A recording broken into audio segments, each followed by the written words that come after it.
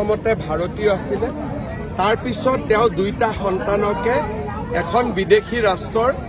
নাগৰিকলৈকে transfer কৰে দুৰ্ভাগ্যজনক কথাটো হ'ল যে গৌৰৱ গগৈৰ পৰিবাৰে তেওঁলোকক ট্ৰান্সফাৰ কৰোৱা নাই গৌৰৱ গগৈয়ে নিজে এপ্লিকেশ্যন কৰি নিজে ল'ৰাৰ নাগৰিকত্ব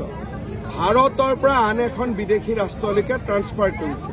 গোটেই ডকুমেণ্টছখিনি আমি পাই যাম আৰু ৰাইজক মই প্ৰতিশ্ৰুতি দিয়াৰ দৰে 10 ছেপ্টেম্বৰৰ আগতে আপোনালোকক গোটেই প্ৰতিবেদনখন মই দিম অখিল গগৈ ভূপেন বৰাৰ কাজিয়া পেচাত মোৰ কমেণ্ট কৰিবলগীয়া নাই তো তেওঁলোকৰ নিজৰ কাজিয়া পেচাল যি কৰে তেওঁলোকে কৰি থাকে গড়ৰ হত্যাটোতো আৰু উত্থাপনটো অসমত অহা 100 বছৰমান হৈয়ে থাকিব সেইটোৰ পৰা আপুনি কেনেকৈ ফালৰি কাটিব ৰকিবুল হুছেইনৰ লগতো বাকী মাটি বাৰী কোনো কাজিয়া নাই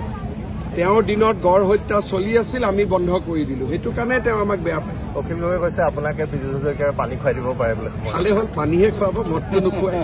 গতিকে পানী যদি অখিল গগৈ পানী খুৱাই পানী খোৱাত কি আপত্তি আছে মদ নোখোৱালে হ'ল নাই এওঁলোকতো পদ্যুৎ বৰদলৈ আল্লাৰ নাম ল'ব গৌৰৱ গগৈয়ে 15 দিন পাকিস্তানত থাকি আহিব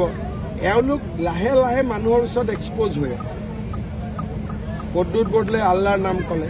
গৌৰৱ গগৈ ইমান ধুনীয়া নামাজ পঢ়ে কেনেকৈ শিকিব পাৰে হিন্দু মানুহ এজনে মুছলিম মানুহ এজনকতো প্ৰাৰ্থনা কৰিব দিলেতো ইমান পাৰফেক্ট নহয় তেওঁ কেনেকৈ ইমান পাৰফেক্ট নামাজ পঢ়িব পাৰে ক'ৰবাত ডেফিনেটলি ট্ৰেইনিং লৈছে বদৰুদ্দিন আজমলৰ বিকল্প বুলি আপোনালোকে এতিয়া অখিল গগৈ এতিয়াতো আৰু বদৰুদ্দিনৰো সময় গ'ল আৰু চাওক এতিয়া বিধানসভাত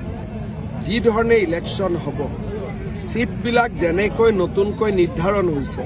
তাতে সেইটো ফালে কি হৈ আছে আমি চিন্তা কৰিব দৰকাৰ নাই সাংবাদিকৰ কাৰণে কিবা ভাল খবৰ আনিব নেকি সাংবাদিকে চবতো এই গোটেই আঁচনিবিলাক সাংবাদিকেও পাব গেছৰ চিলিণ্ডাৰৰ দাম কমিলেতো সাংবাদিকেও পাব তাৰ লাভ একদম ৰেডি হৈ আছে কিবা এটা ট্ৰান্সফাৰ বাগান আমলখিখন কিবা ট্ৰান্সফাৰৰ প্ৰক্ৰিয়া এটা চলি আছে খুব সোনকালে মজুৰিখিনি বাঢ়িব